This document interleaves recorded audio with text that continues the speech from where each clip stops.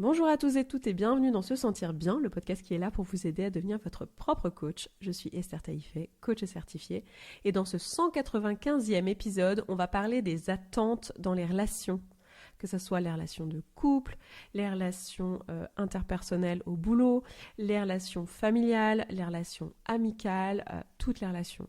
Et c'est un gros sujet, c'est quelque chose sur lequel je coach très souvent et c'est très complémentaire à tout ce que je vous ai proposé dans ce podcast déjà autour des manuels de bonne conduite. Donc si c'est quelque chose que vous ne connaissez pas du tout, les manuels de bonne conduite, je vous inviterai à aller sur mon site web, sesentirbien.coach et d'aller chercher à /podcast, vous pouvez faire une recherche et vous allez tomber sur les différents épisodes où je parle des manuels de bonne conduite. Je vous encouragerai à commencer par le premier qui doit être dans les 20-30 premiers épisodes, je ne me souviens plus le combien exactement, mais n'hésitez pas à aller écouter ça pour savoir exactement de quoi je parle, parce que là, on va vraiment pousser la réflexion au next level. En gros, aujourd'hui dans ce podcast, j'ai vraiment envie qu'on apprenne ensemble à ne pas utiliser cet outil qu'est le manuel de bonne conduite contre soi et contre ses relations.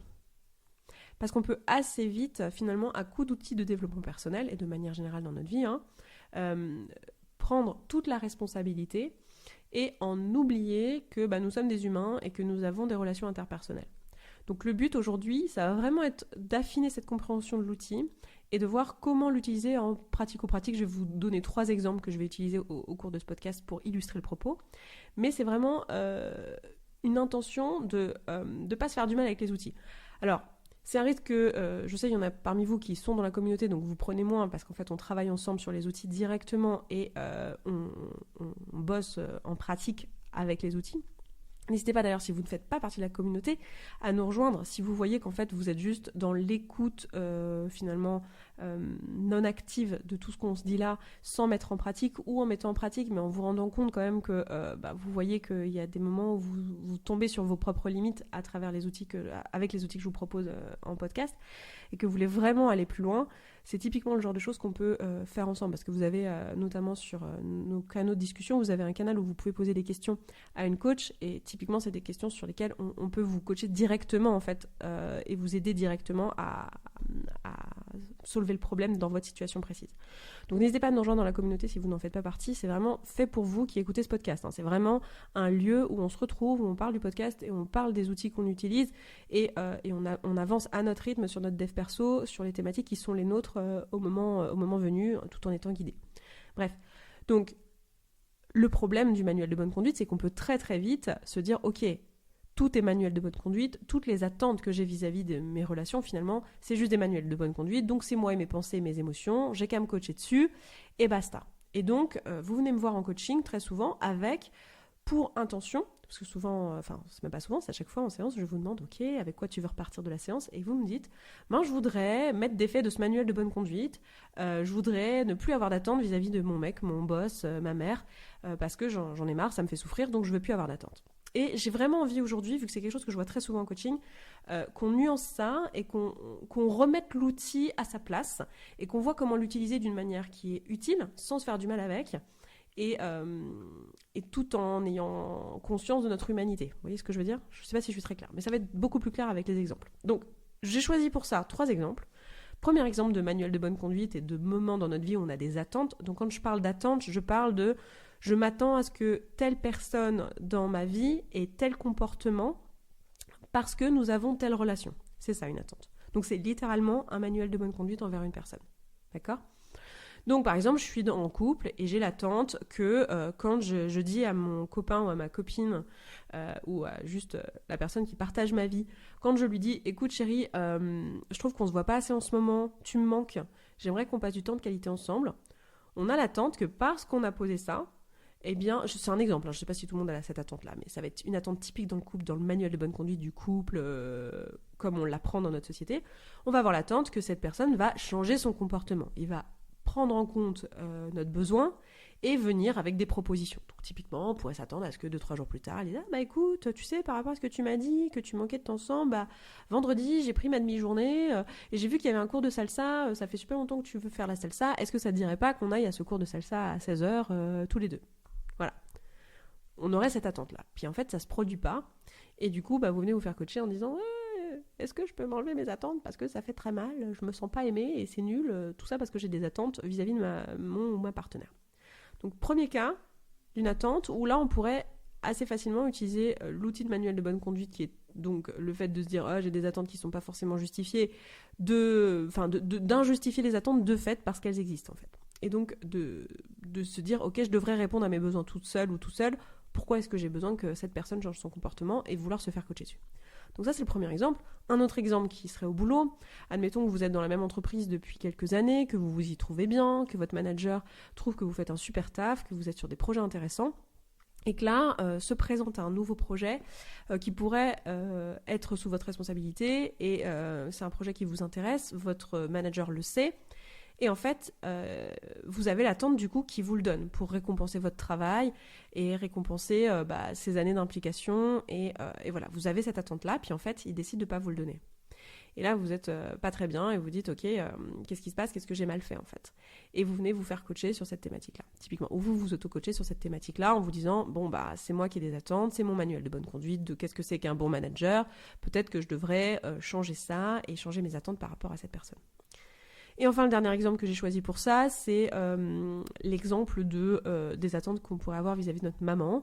Admettons que vous étiez en région parisienne pendant toute la période Covid, machin chose, que c'était très dur, que vous étiez dans un petit appartement avec votre famille et que vous avez décidé du coup d'aller déménager dans une ville de province qui est très agréable, mais du coup c'est loin de la région parisienne et vous n'allez pas voir autant vos parents que ce que vous auriez vu si vous étiez resté en région parisienne. Et vous auriez l'attente que votre maman, en fait, elle soit contente pour vous et que si vous êtes heureuse, elle soit heureuse. Et puis il se trouve que c'est pas le cas et que ce qu'elle vous dit, elle suit pas votre manuel de bonne conduite de la bonne maman. Elle vous dit non, en fait, ça me fait chier que tu partes parce que je vais moins te voir. Voilà, tout simplement. Et donc là, pareil, vous faites coacher là-dessus ou vous vous auto-coachez là-dessus, parce que je sais qu'il y en a beaucoup parmi vous qui s'auto-coachent sur ces sujets-là. Et voilà. Et donc là, on est typiquement dans un cas où moi, j'ai envie de nuancer l'outil manuel de bonne conduite.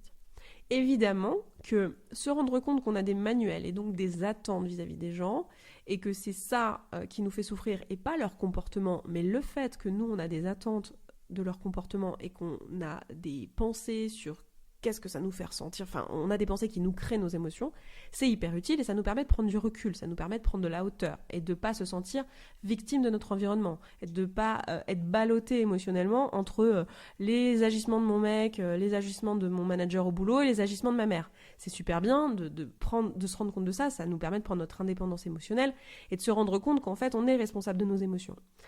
Mais le problème, c'est que si on essaye de se coacher sur chaque attente qu'on a dans chaque relation, en fait, on perd l'essence même de la relation. Et on peut se retrouver à vouloir absolument remplir tous nos besoins tout seul.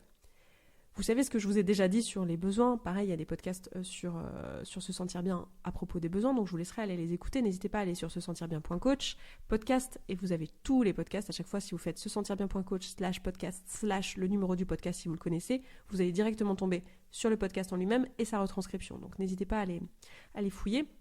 Mais je vous dis très souvent que le but du jeu et du développement personnel, c'est finalement de gagner en indépendance émotionnelle, ou autrement dit, d'être en mesure de répondre à ses besoins soi-même et de ne pas être dans la dépendance affective, dans la dépendance émotionnelle, d'être ballotté tout le temps et que toutes nos émotions dépendent finalement de ce que les gens pensent de nous, de ce que les gens disent de nous, de ce qu'on perçoit, de qui a dit quoi, quand, et qu'on se sente complètement prisonnier finalement de notre environnement. Le but du jeu, c'est d'apprendre à se connaître soi, de comprendre nos besoins, nos propres émotions, nos propres valeurs, et donc d'avoir des agissements qui permettent de remplir nos besoins et remplir nos valeurs, pour pouvoir être fonctionnel. D'accord ? Et ça, je suis toujours bien sûr tout à fait d'accord avec tout ça, mais il y a quelque chose à ne pas oublier, c'est que nous sommes aussi des êtres sociaux. Et attendre de nous-mêmes qu'on remplisse tous nos besoins individuellement, de soi à soi, en fait, c'est une attente qui est illusoire. On est même sur les attentes de nous-mêmes à nous-mêmes. C'est marrant, je n'ai pas fait exprès, mais voilà. Je vous parle de nos propres attentes vis-à-vis de nous-mêmes. En fait, oui, on peut soi-même répondre à nos propres besoins de base, c'est-à-dire on peut être fonctionnel, soit si on s'auto-coach, et voilà. Mais c'est pas parce qu'on est fonctionnel qu'on est épanoui. C'est pas parce que ça marche et qu'on n'a pas le moral dans les chaussettes qu'on est épanoui. Et pour certains besoins, comme le besoin d'amour et de connexion et d'appartenance à un groupe, le besoin de reconnaissance sociale, d'estime des autres, c'est clairement des besoins, ou c'est marqué dans le titre du besoin, c'est des besoins sociaux, des besoins qui nécessitent une relation avec quelqu'un d'autre. D'accord ? Donc c'est des besoins sur lesquels on va pas pouvoir totalement les remplir seul en fait. On va avoir besoin de la relation avec l'autre. Et c'est pour ça que l'être humain n'est pas un être isolé qui habite tout seul dans une cave en fait. C'est pour ça qu'on est des êtres qui vivons en famille, en bande d'amis, en collectivité, et que même la façon dont marche même notre société, on est une entité collective. C'est hyper intéressant de se rendre compte de ça. On est avant tout des êtres sociaux. Donc ça va être important de remettre ça aussi dans le contexte et d'utiliser, de pas oublier ça dans notre utilisation des outils. Et donc de nuancer et de se rendre compte que là, typiquement, dans une relation professionnelle, dans une relation familiale, dans une relation amoureuse, en fait, ces relations-là viennent combler des besoins dans notre vie, sinon on ne les aurait pas. Et notamment des besoins sociaux. Typiquement, dans ma relation avec mon boss au boulot, en fait, ça vient certainement combler des besoins type reconnaissance sociale, estime de moi. Enfin, c'est pas juste un besoin, ce boulot, c'est pas juste un besoin de sécurité matérielle et le fait d'avoir à la fin du mois un salaire, même si c'est aussi ça. Mais ça vient aussi visiblement combler des besoins d'ordre reconnaissance sociale, typiquement. Peut-être même valeur, peut-être même d'autres besoins que je vois pas. Mais dans mon exemple ici, vu qu'on parle d'un boulot dans lequel on se sent bien avec des projets qu'on a envie de mener, etc., on va être peut-être dans un truc de reconnaissance sociale. Donc, ça va être important que moi je me reconnaisse le droit finalement d'avoir envie qu'on remplisse mon besoin de reconnaissance sociale, que j'ai le droit et je suis légitime en tant qu'être humain d'avoir des besoins humains type j'ai envie que les autres m'aiment, j'ai envie que les autres me reconnaissent ma valeur, j'ai envie que les autres m'intègrent, j'ai envie de me sentir lié à la collectivité, aux autres gens, aimé, apprécié pour qui je suis, etc. Et tout ça, c'est des besoins qui sont légitimes.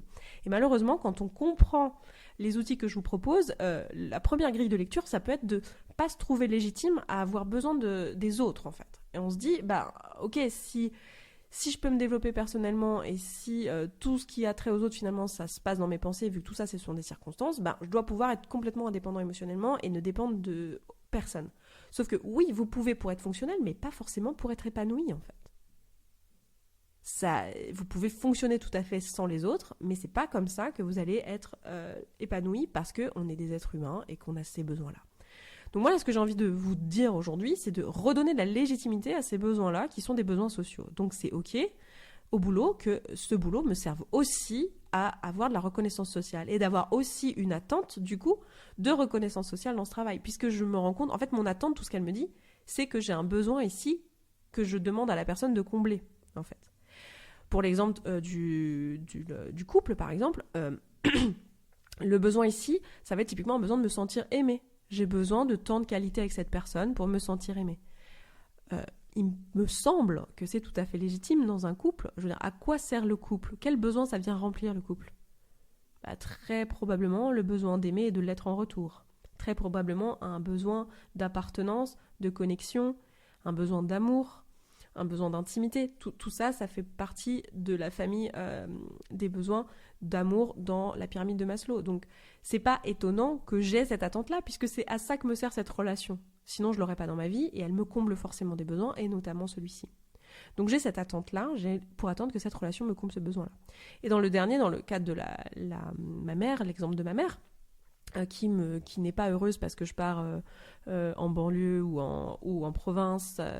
Désolée, c'est très parisien centré ce que je vous donne comme exemple, mais je suis sûre que vous m'en voudrez pas, surtout que moi à la base je suis même pas du tout parisienne. En plus, c'est marrant que je deviens parisienne, mais je suis née en Haute-Savoie moi, donc je suis pas du tout, ça n'a rien de anti-province et tout. J'adore les autres régions de France, mais voilà, bref, c'était pour mon exemple, quoi. Et je pense que c'était plus crédible dans ce sens-là qu'on fuit la région parisienne pour aller ailleurs plutôt que l'inverse. Donc voilà, surtout en cette période de Covid. Donc, dans l'exemple de ma mère, en fait, j'ai pour attente finalement qu'elle me rejette pas, qu'elle m'aime, et aussi qu'elle soit heureuse pour moi et qu'elle me valide dans mes choix. Donc, j'ai besoin d'une certaine reconnaissance sociale qui vient de ma mère. Et c'est ok en fait d'avoir ces besoins-là et de se rendre compte que toutes ces relations, j'ai aussi pour attente qu'elle remplisse certains besoins. Maintenant, ça ne veut pas dire que parce que j'ai cette attente-là, il faut que ça le soit. Parce que, encore une fois, l'outil du manuel des bonnes conduites nous le dit bien, en réalité, les gens font ce qu'ils veulent, et s'ils n'ont pas envie de remplir mes attentes, ils ont tout à fait le droit de ne pas le faire. Et moi, je peux, par ailleurs, grâce à mon développement personnel et au travail que j'ai fait sur moi, être fonctionnel. Mais c'est pas pour autant que j'ai pas le droit d'être triste, d'être déçu, d'être en colère, d'être toutes ces choses-là qui sont liées au fait que pour moi, il y avait un contrat en fait dans la relation. Et je vous dis souvent, mais pour moi, en fait, dans une relation, ce qui se passe, c'est pas que d'un seul coup, on est dépendant l'un de l'autre ou que les émotions de l'autre, on n'est plus dans l'indépendance émotionnelle. Bien sûr que vos émotions vous appartiennent et les émotions de l'autre lui appartiennent aussi. Vos pensées vous appartiennent et les pensées de l'autre lui appartiennent aussi. Et vous êtes mutuellement une circonstance l'un pour l'autre.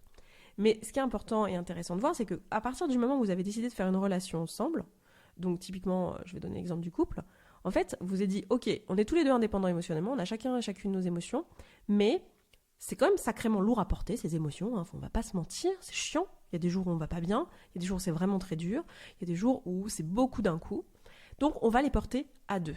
On va être le garant l'un de l'autre, le soutien émotionnel l'un de l'autre, et en fait, je donne souvent cet exemple de c'est comme si vous aviez un sac à dos sur vos épaules, chacun a son sac à dos, c'est son sac à dos, mais de temps en temps, parce que vous avez décidé que vous avez un lien d'amour, d'amitié, de famille, vous soutenez le sac à dos de l'autre. Vous dites, écoute, tu sais quoi, moi j'ai un peu d'énergie aujourd'hui, donc attends, je te soulève 2 secondes le sac à dos derrière ton dos, l'histoire que ça soulage tes épaules. Est-ce que ça va mieux ? Bon, je le fais quelques minutes, et puis dès que c'est bon que tu as repris de l'énergie, je te remets le sac à dos sur les épaules. Mais il n'est pas question de prendre le sac à dos et de le porter soi. Il est juste question d'apporter un soutien et de s'aider mutuellement à porter les émotions. Donc évidemment que dans ce contrat-là, dans la relation en soi, il y a un contrat tacite de on va se soutenir, on va s'entraider, on va porter nos émotions ensemble et on va pas être totalement indépendants. C'est-à-dire qu'on va pas se dire ok, tu te débrouilles avec tes émotions et moi avec les miennes. Non, on est une team d'une certaine manière. Et au boulot de la même manière, mais sur autre chose. Ça va être sur les projets, ça va être sur les choses qui font partie du cadre. Dans la famille, ça va être pareil. Et ce qui va être important finalement ici, c'est de définir ce cadre. Et c'est ça que j'ai envie de vous encourager à faire. Quand vous m'amenez cette problématique des attentes, en fait, le but, c'est pas de déconstruire l'attente et de te dire « Ah, mais oh là là, je suis pas du tout légitime à avoir envie que mon mec m'aime ou à me sentir aimé par mon mec. Je devrais pas avoir ça. Oh, méchant humain, je devrais combler mes besoins d'amour tout seul. » Ben non, évidemment que c'est pas possible. Par contre, ce que vous pouvez, c'est créer un cadre avec votre conjoint et lui dire, lui ou elle, vous mettre d'accord sur « Ok, moi, me sentir aimé, ça veut dire ça, ça, ça, ça, ça. Est-ce que tu as envie de faire ça ? Est-ce que tu as de l'énergie pour faire ça ? Est-ce qu'on peut se créer un cadre dans lequel mes besoins vont être comblés, les tiens aussi, et on s'y retrouve en fait. Donc l'objectif n'est pas à tout prix de vouloir être toujours dans le « je gère mes émotions tout seul ». Parce qu'encore une fois, des fois le sac à dos il est trop lourd à porter en fait. Et c'est pour ça qu'on a des relations, c'est pour ça qu'on n'est pas tout seul. Et c'est pour ça que la solitude c'est pas évident et qu'il y a des jours où c'est lourd à porter. C'est parce que c'est comme si on portait notre sac à dos tout seul.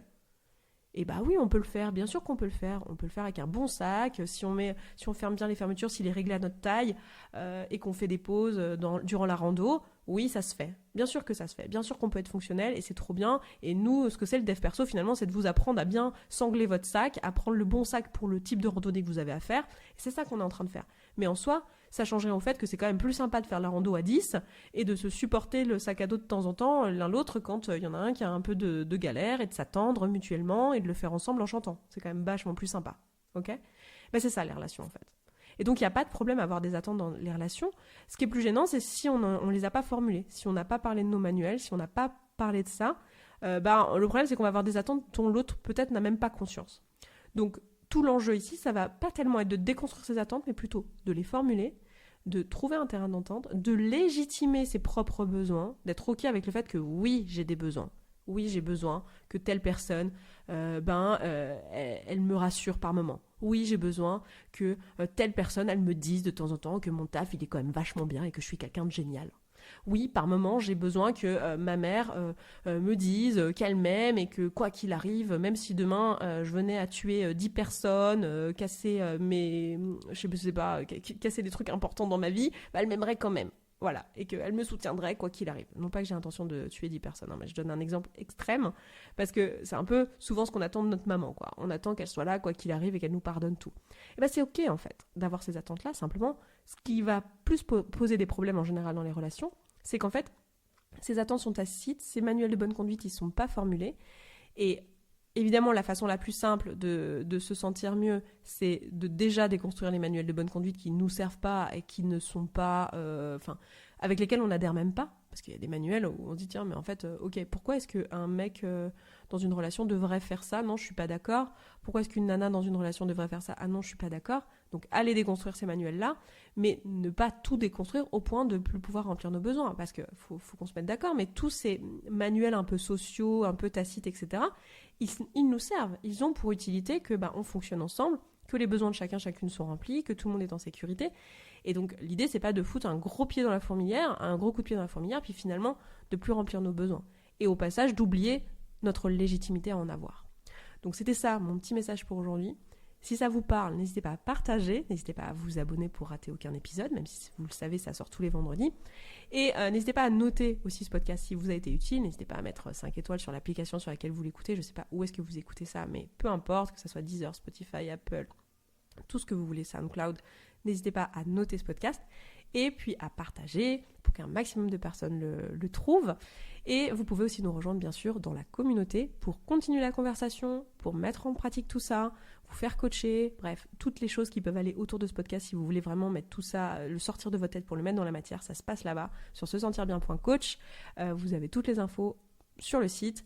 Moi pour l'heure, je m'arrête là, je vous embrasse, je vous souhaite un excellent week-end, une excellente fin de semaine et je vous dis à vendredi prochain. Ciao ciao.